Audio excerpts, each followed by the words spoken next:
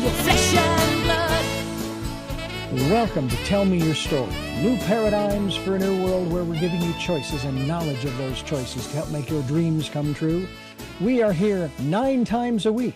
Sundays at 7 a.m. and 7 p.m., Monday mornings at 1 a.m., Wednesdays at 9 a.m., and Monday through Friday from 8 to 9 a.m., streaming live at all those times at richarddugan.com. We are on SoundCloud, iTunes, TuneIn Radio, Spotify, Stitcher, Player FM, as well as YouTube, where you can watch these conversations. I hope that you will take time to subscribe and click notifications so that when a new conversation is posted, you'll be notified and you'll be able to tune in, listen in, and learn, and be entertained and inspired.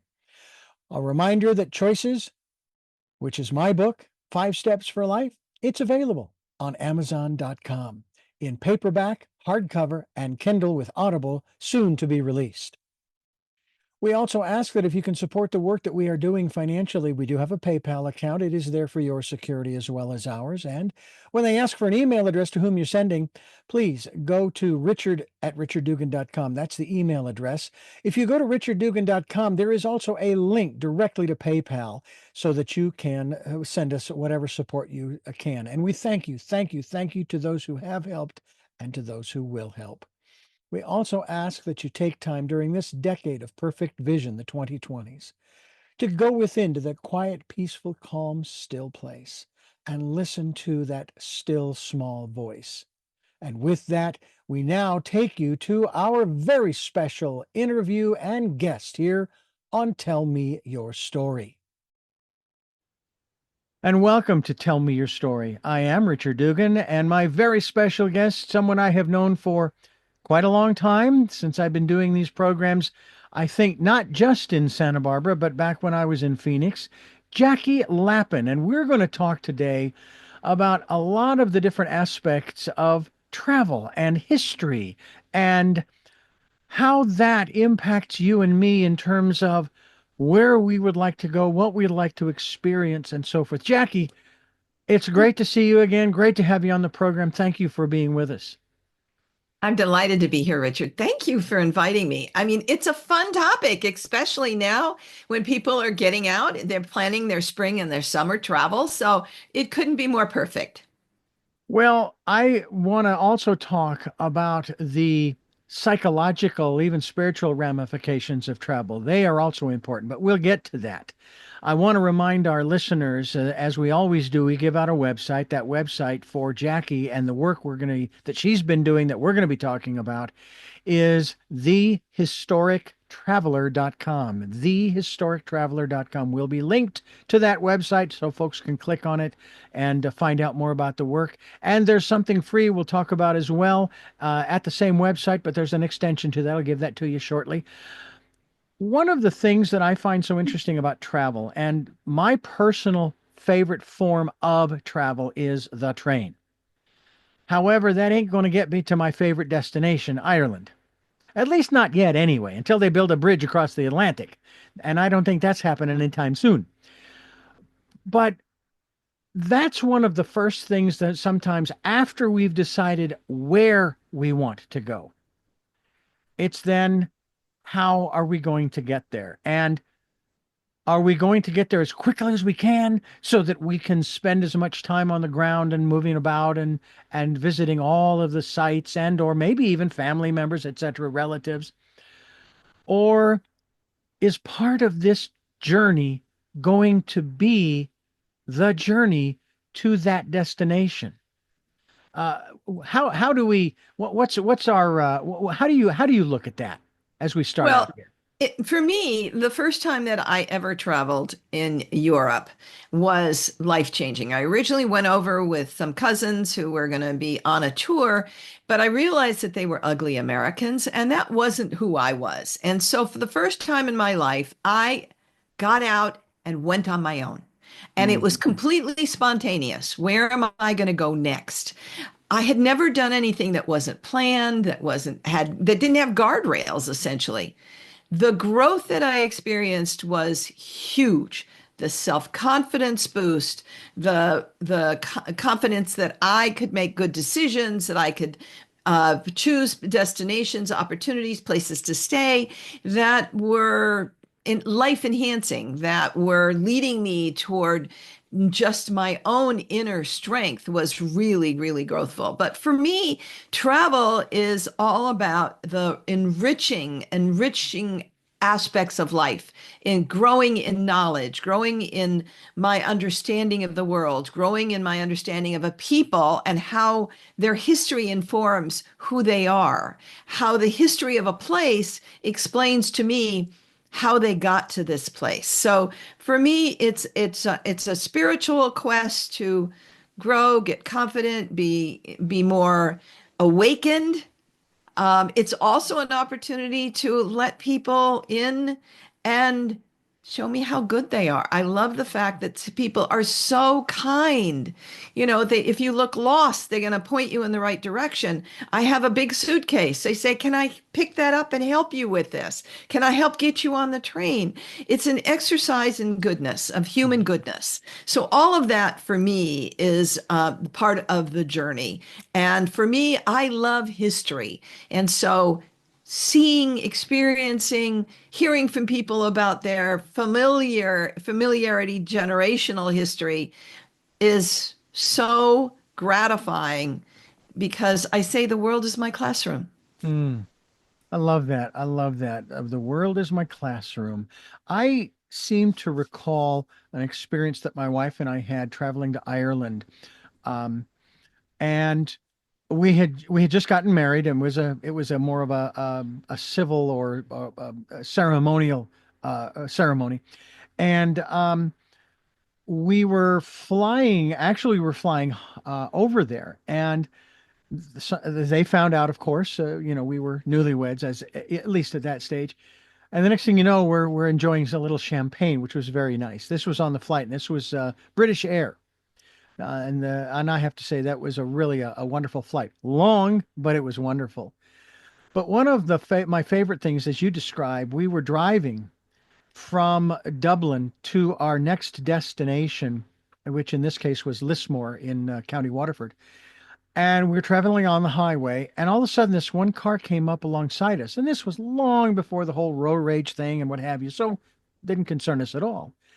And so they wanted us to pull over.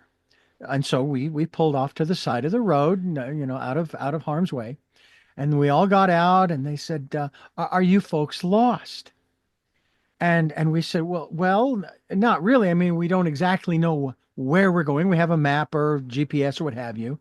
And I says, "Well, why do you ask us if we're lost?" This is, "Well, because," and this is the way he phrased it, "because your indicator light is still on." Indicator light with turn signal. And of course, we turned it off, and we thanked them, and of course, we told them where we were headed, and they made some suggestions. And I mean, that's the kind of thing you're talking about as well. That just simple human kindness, the goodness out of the people's hearts. And they may have concluded correctly that we were tourists. Yes, we were. But it was such a wonderful thing. And every place we went, was the same thing, whether it was in a pub or a restaurant, or we were in a museum, or for that matter, when we would travel to, and this, we're going to dive into the history aspect, when we would travel to the places my wife really wanted to look at, the cemeteries. Now, Mm. at first glance, I'm going, that's a little morbid. And then I thought about it more, and I realized those cemeteries would not be there if it hadn't been for the people who are lying there under the ground, who had created all of the villages and the communities and the hamlets, the churches and all of the other structures, the farms and the stone fencing, which there's an art in of itself. I think that is sort of in the Irish DNA, to learn how to stack stones so they don't fall over. But that's what really struck me, was I'm like, okay, let's go. I mean, I'm not a real big historical buff, if you will, but I thought, hey, let's do this. Not just because, yes, because she wanted to, but I'd shifted my perspective. I'll tell you another story later about an event that took place at a cemetery on the island of Inishmore, in the Aran Islands off the coast of Galway, off the coast of Ireland.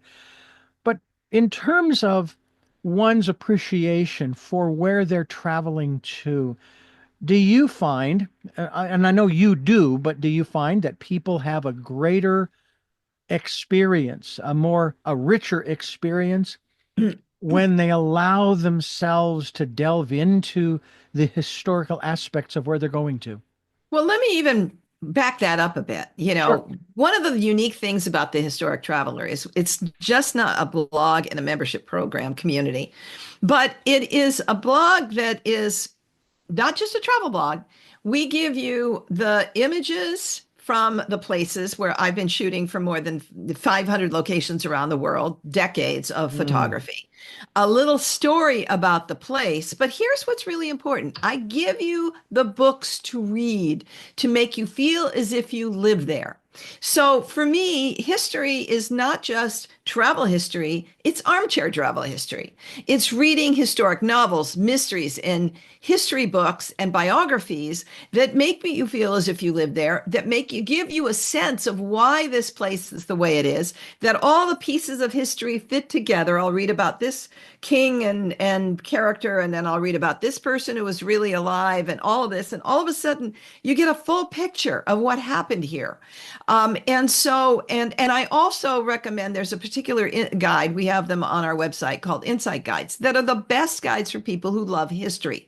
So I believe that reading before you go is what really gives you a sense of understanding. Now, you don't have to, but I do believe that that sense of it, whether you get it from history, historic novels, fiction, or whether you get it from nonfiction, is going to give you a better sense of what's wonderful about this place, of what happened here, and who the people were that made it happen. And so when you're stepping into a physical realm, you're not just looking at buildings or ruins or Roman aqueducts, or the world's oldest hospital. You know why this is significant. You know why it's interesting. And that's what makes travel particularly valuable for me. And that's why the Historic Traveler is unique in what it does. Nobody else brings you history, travel, and the reading at the same time.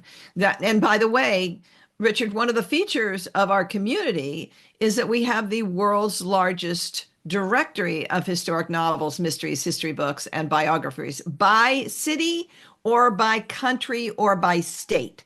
So you can go in there, and even if you're not traveling and you don't have the money to travel right now, but you really want to get away from what's going on in the world, and you Mm. love English history, Croatian history, Asian history, you can find it at the Historic Traveler.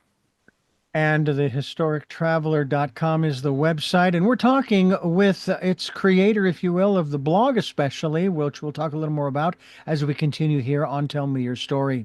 I'm Richard Dugan, along with Jackie Lapin, and she is the Historic Traveler in chief, if you will. One of the things I did want to ask you, because I'm also into photography, the pictures that I see on your website, when I start popping through different links and so forth, and even the gallery, those are all pictures that you took. You didn't go to Google and say, okay, I need pictures of Rome and I need pictures of.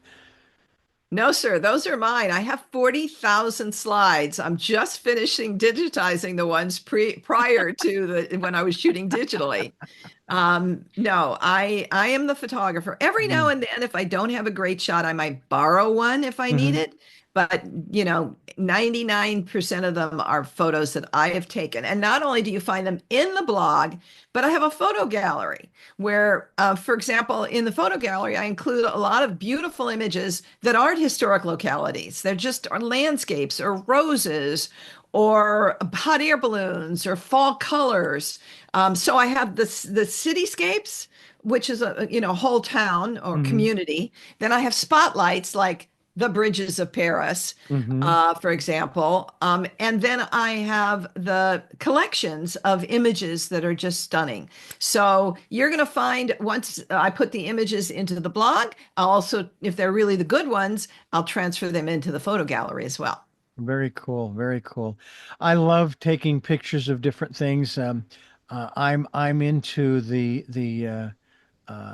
landscapes. I'm into the distant shots of and so forth. But every once in a while, I'll find something that I want to take a shot of close up, and then think, that would really look great as a screensaver or a background on my laptop's desktop, and so on and so forth. Which I never end up using because it's too busy, and then I can't see the icons that I have on my desktop. So, but it's really a lot of fun to start snapping these off. And there was this statistic that I heard not long ago that I think it's literally every day. There are a billion or more pictures or pics that are taken around the world that once taken will never be looked at by the taker. And Well, I thought, then why are you taking these pictures if you're never going to look at them? Now, some people do have it set up to where it's automatically uploaded either to the cloud or to Facebook or Instagram and so forth. All right, and that's great. But I just thought that was an interesting and so I have actually made it a point to go through, going back as far as I can in my photo album on my phone or on my Google photo page to see what I saw in that picture that I took in the first place. well, and you're really hitting on why part of this is the reason it came forward. Part of it was a spiritual quest that, this was my next phase in my life. Hmm. But part of it was the fact that I had been storing all these photos for all these years with the intention of getting around to sharing them with my friends eventually. And it was really interesting, just to tell you, I had a tarot reading with one of my friends. And at the end of it, she said, "Oh my God, I know what you're going to be doing. It's a blog." And it was like the universe opened up. Mm. I mean, all of a sudden, I saw the whole images with the books and the whole thing. And I realized that now, yes, this is the way that I could share all these incredible images and allow people to share the experiences I had in each of these places, what I learned about these places. I am always looking for facts and stories that aren't widely known about each place I put up. So even if I put up Paris, you're not may not know the history of five of the bridges, six of the bridges of Paris. And so that's what I'm going to zero in on. Yeah. So I'm trying to always make it something that's stimulating and different and unique so that it's good storytelling along with all my beautiful pictures. And by the way, when I'm shooting something, it's not just a big, beautiful wide shot. I mean, I have a fabulous collection of icons of historic photography all over the world. You'd recognize the London Bridge, et cetera, et cetera.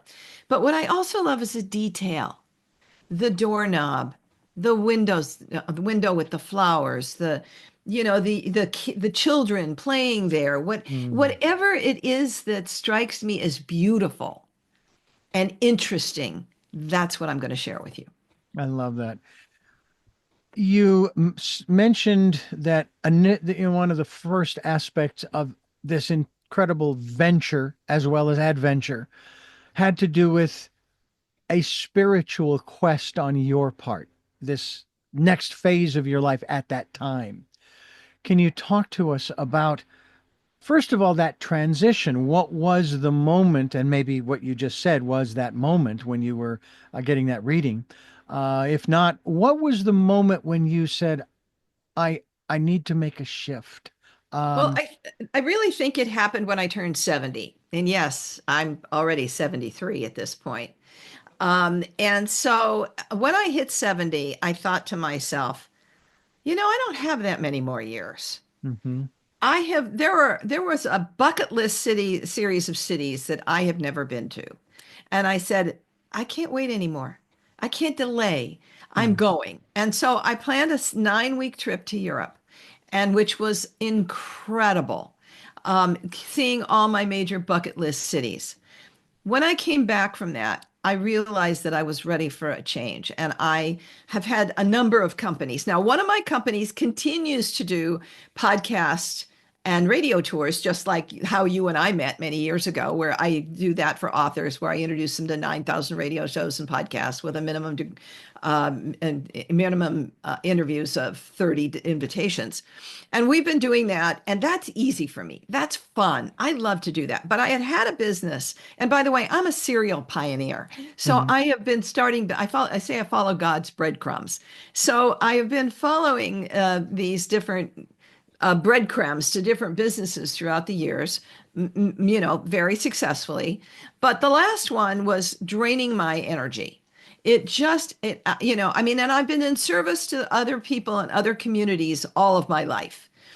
And I finally said to myself, okay, at this age, I want to be doing what serves me, not just what serves other people. And so I sold that business so that I could clear my decks, so that this phase of my life could come in where I am serving me. I have denied a lot of joy and wonder and beauty in my life to sit at a desk.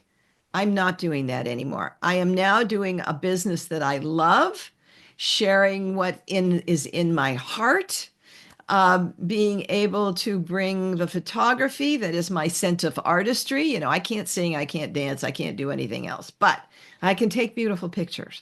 This now is the thing I'm going to be doing for the last phase of my life. And so what it is hitting that certain age and deciding this is the time for me. I am only 8 years behind you. Okay. I have not, my aspect of travel for me is not necessarily any specific place, but a journey. And the journey has a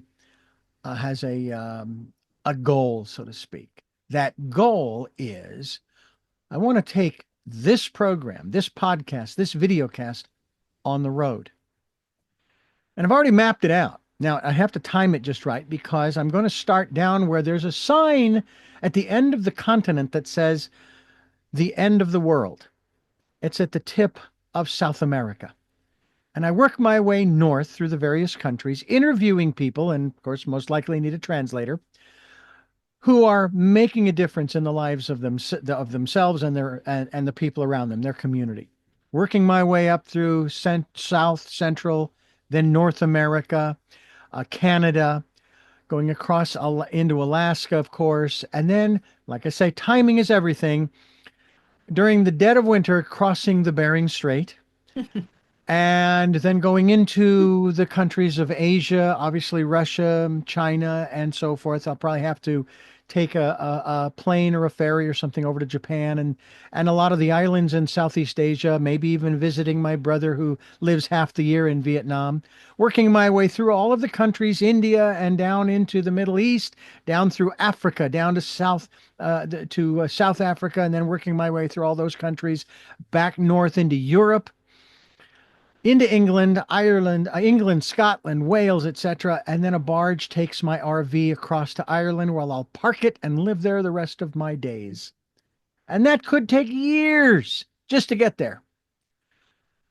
But it isn't so much visiting specific places as much as it is meeting the people and seeing that in spite of or because of what's going on in the world today, regardless of what part of the world you want to focus on, there are people who on one level don't care because they're too busy focused on their lives and their families and their communities and making where they live a better place. And that would be exciting for me to do that. That would be if there is any, because I never even thought about a bucket list. Never even dawned. I mean, I've seen the movie, you know, with Jack Nicholson and Morgan Freeman. Great movie too, by the way. And I think too that the other aspect of it would be then there was this other dream too of not only taking the program on the road but also recording it, video, having turning it into a program and starting with California for a year, in terms of say 13 or 26 programs, and then doing the country, the 50 states for another year and so forth. Have you thought about doing something along? I mean, yeah, I know you're doing the blog. I get that. But and you've already traveled to all of these places, so you have the photographs. Um, did that ever cross your mind in terms of videoing where you were going and what you were seeing and experiencing?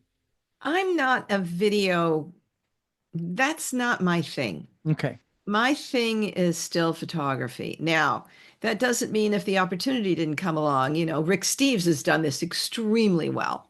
And I recently met at the travel show on PBS, et cetera. If the opportunity came along, yes, to Mhm. focus on history as opposed to food and, all the other kinds of Mhm. things, art. I mean, I really love focusing on the historical aspects of it. But for me, I will do a little bit of video as well because we Mhm. obviously use it, social media, et cetera. But for me, it's still the still photography is where my heart is. Jackie Lapin is our guest here on the program. She is the historic traveler in chief. This is Tell Me Your Story. I'm Richard Dugan. Stay with us.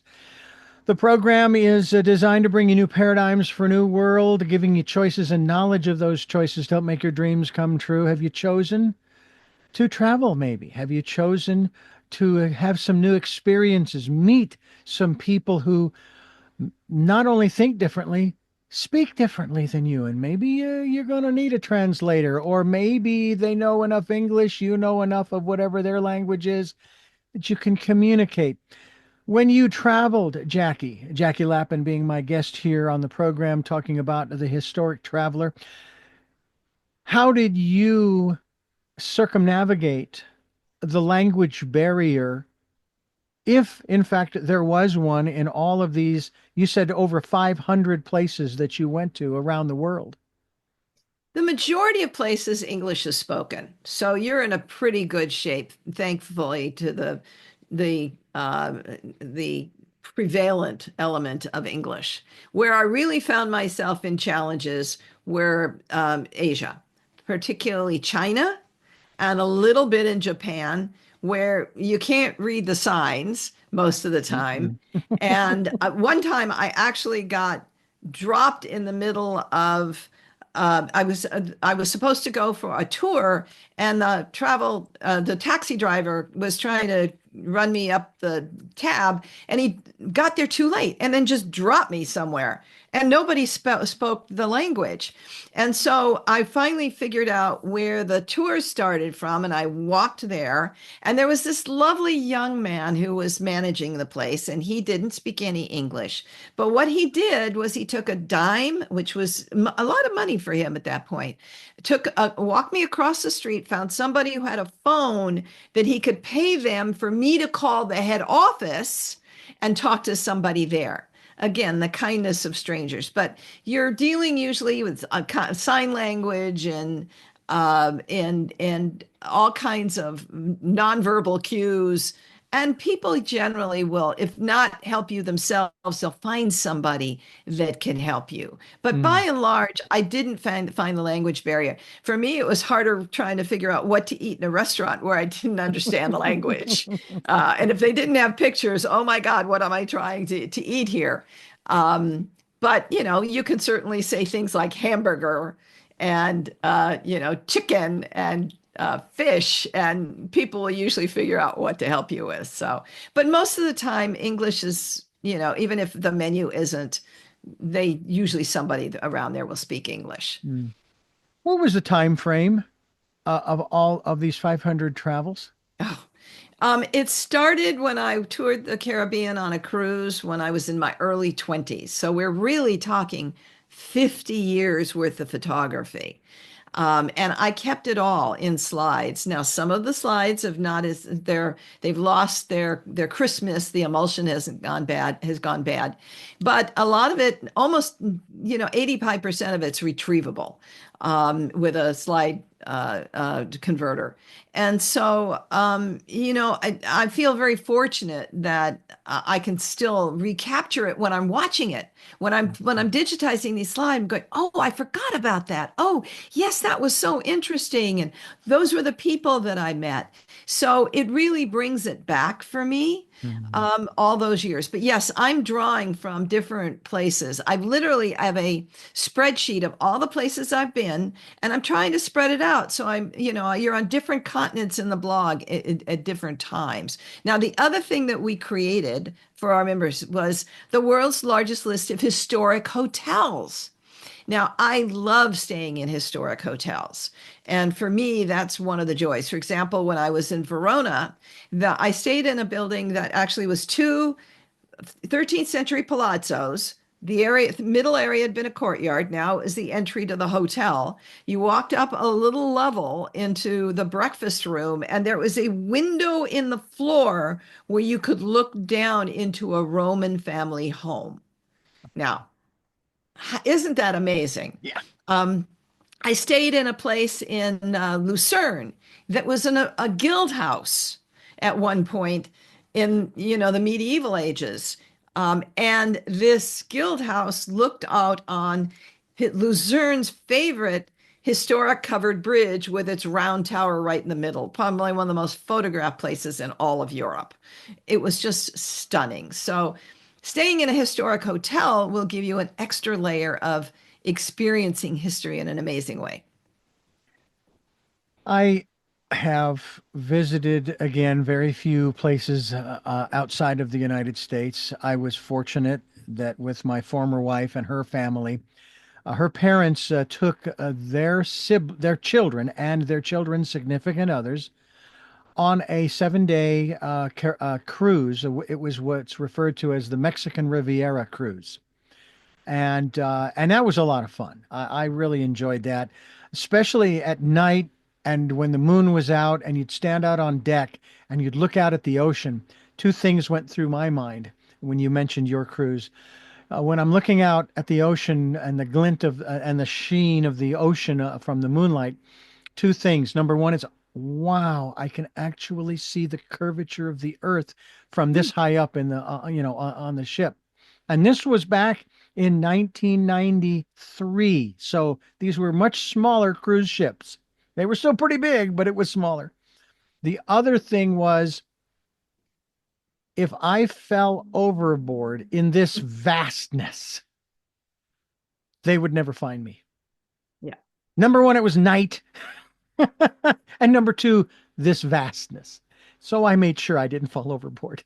But it was just incredible. And then of course the only other place that I take that back. My former wife and I did do a Western Caribbean cruise. We had to fly to Miami from Phoenix and then get on the cruise ship, and we went to the Tulum ruins where I was even working at that time for a Christian radio station. And of course, I've seen a lot of the pictures of a lot of the missions and so forth. And here in Santa Barbara, we have a beautiful Santa Barbara mission that looks out over the ocean from its position.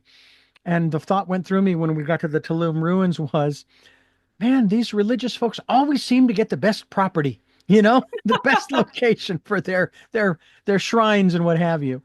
We went to Jamaica. I picked up some Jamaican rum and all this wonderful stuff, and it was incredible. And then of course there was two trips in 2002 and 2004 to Ireland with my present wife, and I never planned on any of that, especially the going to Ireland, let alone going twice. And then the wonderful thing occurred to both of us that if we could move there, all of the other places that we would be able to visit that are so close. I mean, Europe is right there. It's a short little plane Yeah. ride, or if you want to take a boat to the mainland of England, of Europe, and travel to Portugal and Spain and even the Basque region and France and the list goes on. She even lived with her first husband in Germany when he was in the military. I never plan a trip that's one destination.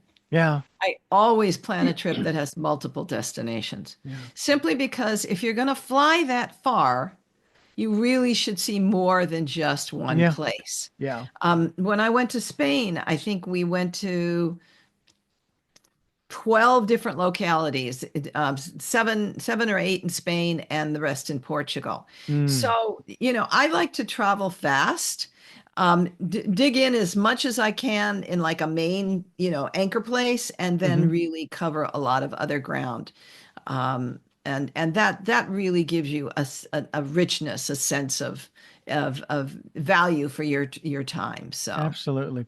Well, speaking of covering ground, we're going to cover some more ground as we continue talking with Jackie Lapin. She is the historic traveler in chief. Thehistorictraveler.com is the website.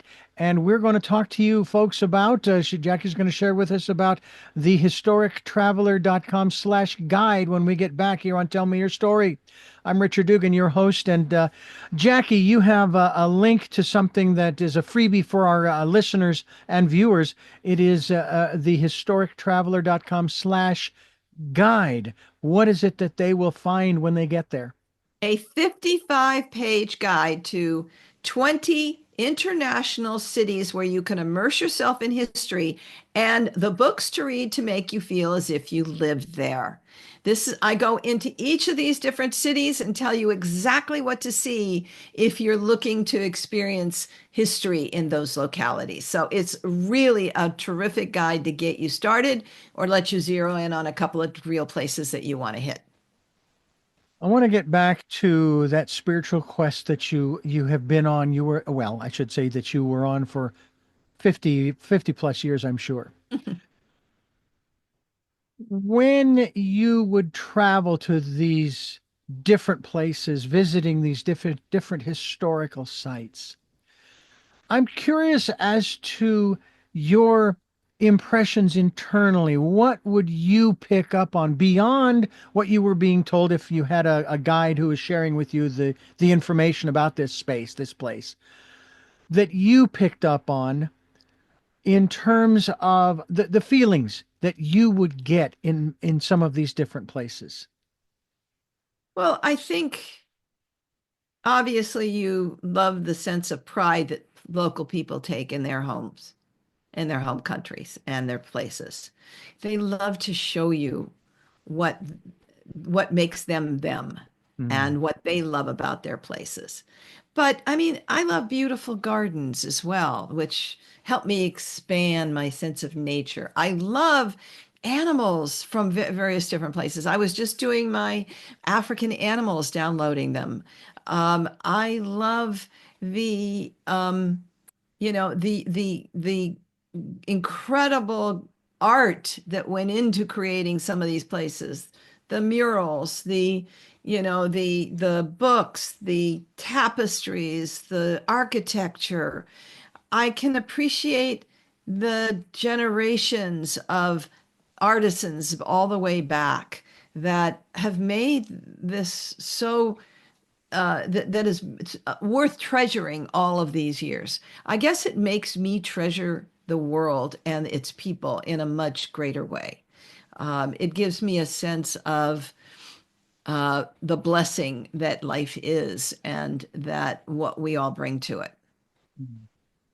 How about a sense? I'm curious if you've had a sense of connectedness to each one of these places, as well as, more specifically, the people that you would meet and that openness, that warmth, if you will, that sense of kindness that you experienced.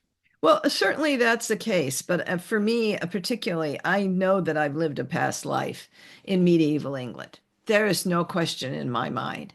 And so when I'm in England, experiencing medieval travel and locations and castles and all that graveyards and all those other kinds of things. By the way, our we have a travel magazine, 75-page travel magazine with membership, and I've got an article coming in on graveyards very shortly Hmm. and ossuaries.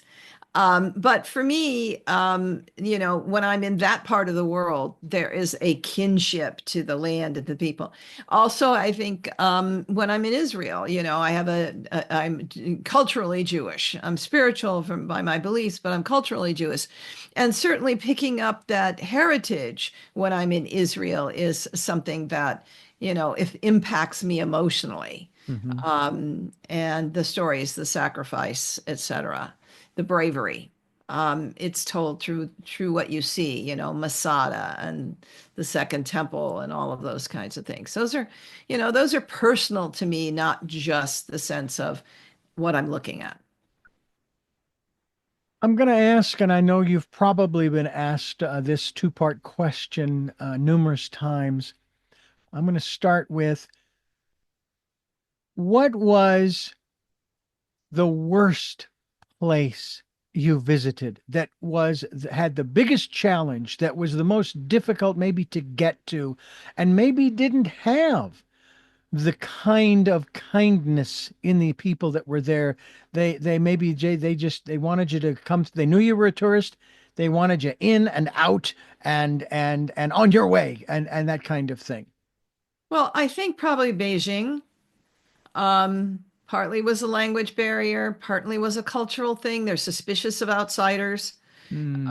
The minute you walk out the outside of the hotel, you lose that sense of being taken care of. You're pretty much on your own. And people there are very insular. I mean, you know, Hmm. um, and they tend to keep very much to themselves. Obviously, from acculturation of years of, if you put your hand up, then it might get lopped off. And so they don't extend themselves. And when you don't speak the language at the same time, it's challenging. Yet, I mean, there are such fascinating things in Beijing. The Forbidden City, the Great Wall of China. I went to a cloisonné factory that was fascinating. You don't want to miss it, but just know that it's not as accommodating as other parts of the world might be. That was Hmm. probably my most challenging trip. And I could tell you, you already know my favorite place, but then I haven't been to over 500 different places on the planet. What was your favorite place? The place that you'd go back to again and again if you could? One of my favorites is Bruges, Belgium, which is like a mini Amsterdam. It's got its little canals running through it and the big tall buildings, that date from the Middle Ages. Um, and the reason that Bruges is such a fascinating place is because at one point it was a cultural center for textiles and lace making, et cetera, in Europe. And that's why they had the canals built down from the sea in order to be able to bring things in and out. But uh, the Netherlands captured a king who told them that if you let me out, I will continue to make your area prosper. And the minute that they did release him, he went back on his word and he literally moved the center of textiles elsewhere and created a backwater. This area was just cut off economically. Well, that was a good thing for people who are tourists today and who love history because it just, nobody came in to change it. Nobody came in to build new buildings. It remains with its beautiful historic character today. And so it's what at the time was a disaster is a boon to those people who love beautiful historic little towns Mm. that are and I happened to be there when they have what they consider a vial of Christ's blood in their cathedral, and so they have a festival every year called the Feast of the Holy Blood, and there was parades and everybody dressed in costume. I just happened to be there at the right time. It Mm. was amazing, a walk back into history. Well, there are two elements because we've talked about cemeteries, and of course now you've just talked about, in this case, Belgium and the and the buildings and the historic areas. One of the things that has always I've been perplexed about is how much of history are we going to save? And how much of history are we going to tear down and build modern? I mean, that's always been the struggle. And to that end, when it comes to archaeology, when is it okay to dig up the bodies of ancestors, of the ancient, of the old ones? In other words, the cemeteries that exist, for example, in Ireland that I have seen. How many more centuries do we have to wait before we can dig them up to learn from them and so forth? Or will it ever be? Or will it always be a sacred space? You can't touch it, that kind of thing. And yet we see I think, documentaries all over the place there where they're doing that.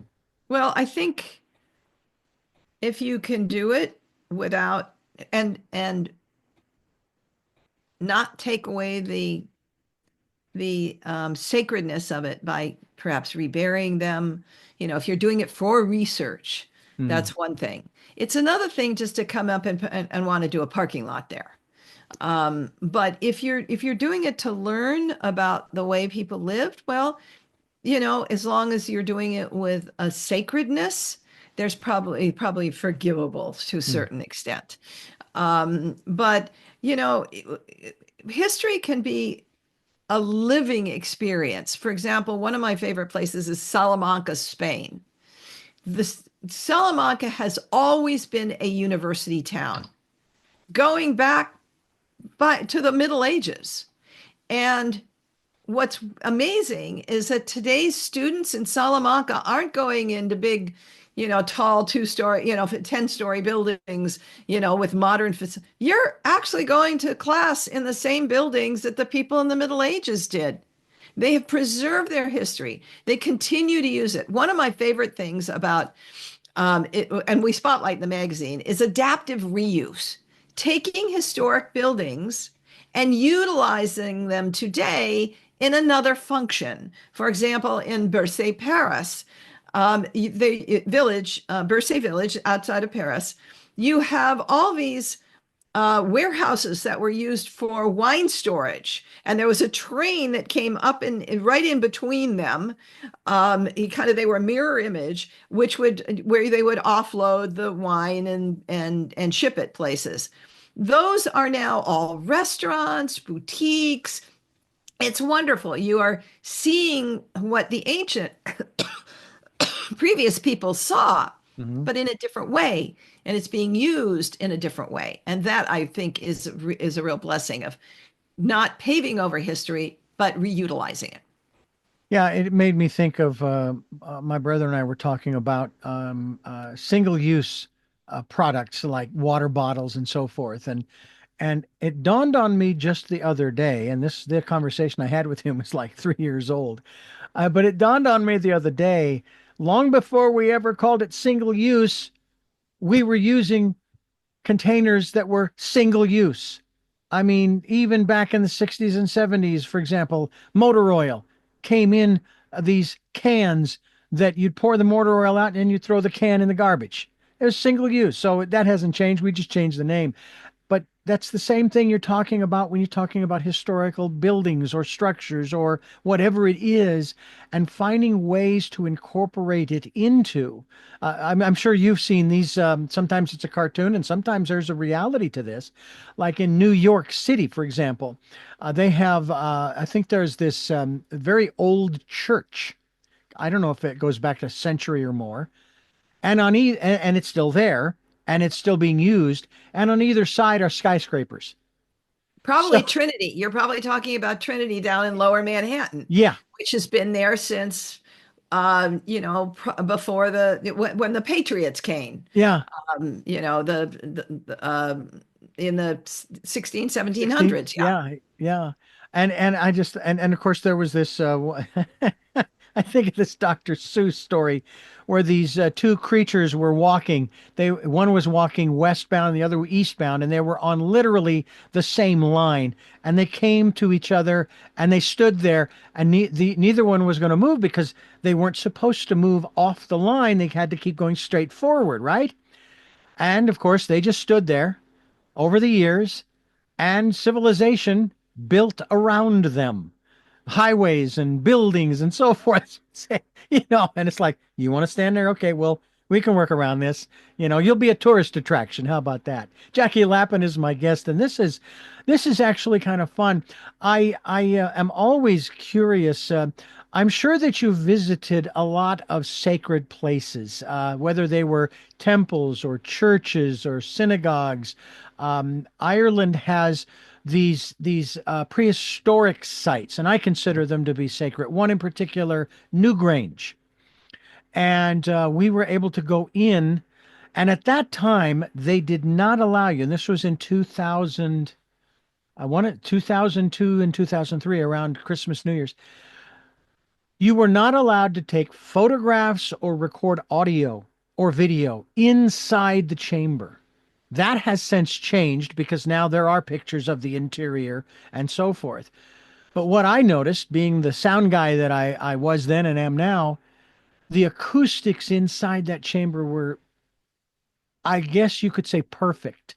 It wasn't hollow and it wasn't dead. It was just incredible. Not to mention what we were seeing on the inside, and then of course the whole winter solstice aspect of sunrise and the light going all the way back to the back wall on the interior of this chamber, and it's all covered with earth. I mean, it's in essence a cave, if you will, but it was built.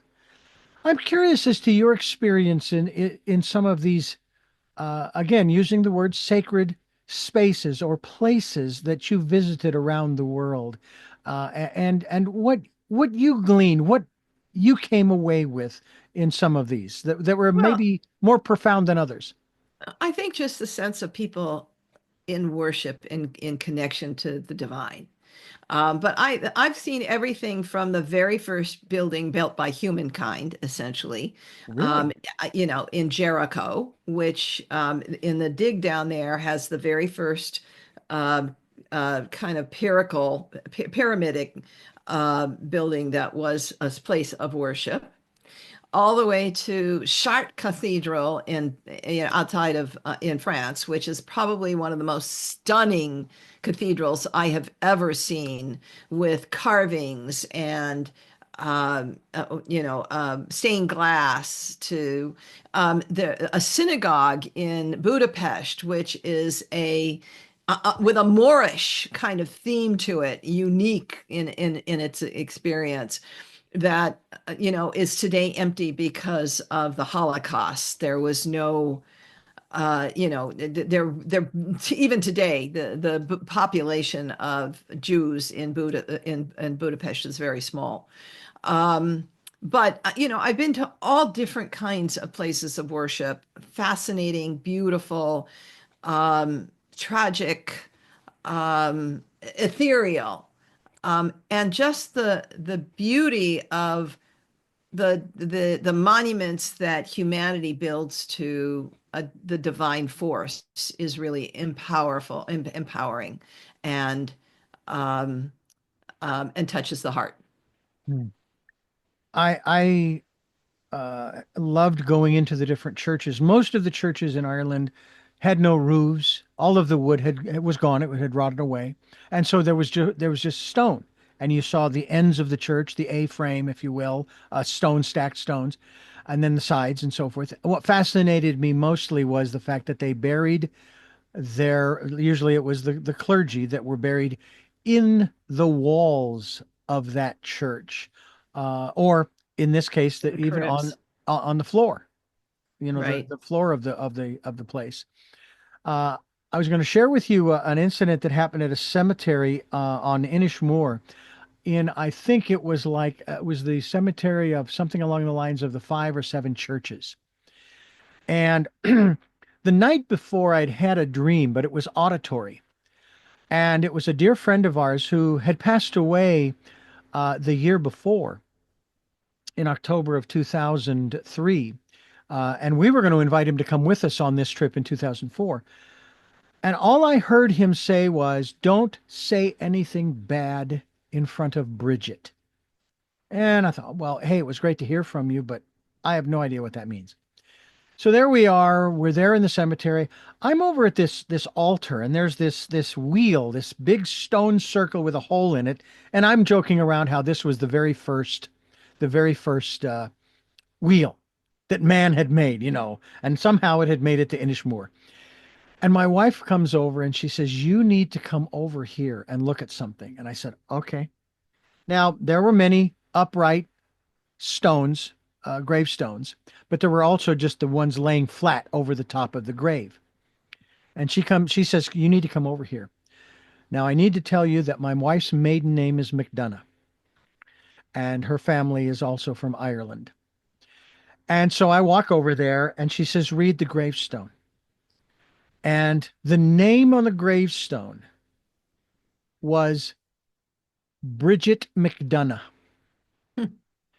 And the moment I read that, I put my hand over my mouth and walked away because of the dream that night before.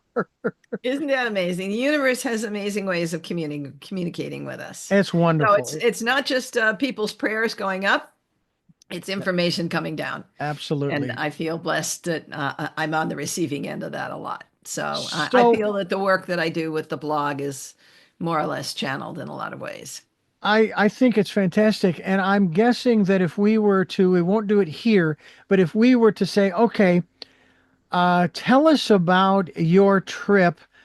Can you spend the next, I'm just going to say half hour, talking to us about, let's say you went to Bulgaria, all right, and a small town in Bulgaria, whose name I have no clue. Would you have that kind of information, or would it you'd have to do it more in pictures than in verbiage per se? Well, certainly I do research, Hmm. um, so Ljubljana in Slovenia, for example, the capital of Slovenia, I have been there. But I still need to look up some things to make sure that I've got the history right. Right. So I'm always looking to basically encapsulate it, and I'm not going to bore you with a lot of it, Right. but I'm going to give you some of the history, and then I'm going to give you what to see and what Yeah. you and add context to what you are seeing. Why is this important? What, how did this, impact their lives, and what you should be looking for when you get there. So I'll do that with any market that I've been in, Yeah. ongoing. But one of the Yeah. things I also wanted to mention Yes. for those people who are thinking, oh, this is all fantastic, but I don't have a travel agent to help me figure this out or find what I want. One of the things we've done over in our membership community is we have a travel agent who will help book all of this for you and help direct you to this. And I have something called Viator, which is where you can find all your local tours in a market. So you can get a city tour, you can get a walking tour, you can get a ghost tour, whatever it is, a cemetery tour. In through us. It's not just here's the blog, but we've got lots of resources, including, like I said, a 75-page magazine. The first half of the magazine is on destinations. The second half of the magazine's on media, books and TV and more. So our mission, and we have interviews, by the way, with experts and authors. Our mission here is just to, if you love history, if you love travel, or if you love historic novels or historic reading, any of those things, we're going to provide a gateway and a portal for you. And this is so much better than in days gone by. Now, my father, when we would take trips in Arizona primarily, but we'd come to California, San Diego, and Disneyland and so forth, he was taking pictures, and they were slides. And so when we'd get home and he'd get them processed at the local place, whether it was Photomat or what have you, and okay, this evening after dinner, we're going to have our slideshow presentation. And we all know how boring those could be. Ours were fun because, there were six of us plus the parents, and we had a lot of fun. And we could relate, obviously, to the pictures. But this is actually a lot more fun because the images are so much more incredible when you're looking at them, let's say, on your screen, on your computer. And we're so grateful that we've had the opportunity to speak with you. We're talking with Jackie Lapin. We're talking about the historictraveler.com and the historictraveler.com/guide, where you can get a 52, 53 page look into what's going on. And there is also membership, which you can also participate in as well as we continue here on Tell Me Your Story. Jackie Lapin, I want to thank you so much for spending so much time with us here on the program. This has really been a pleasure, and it's great to get to know you a little bit more, though we have talked quite a bit over the years.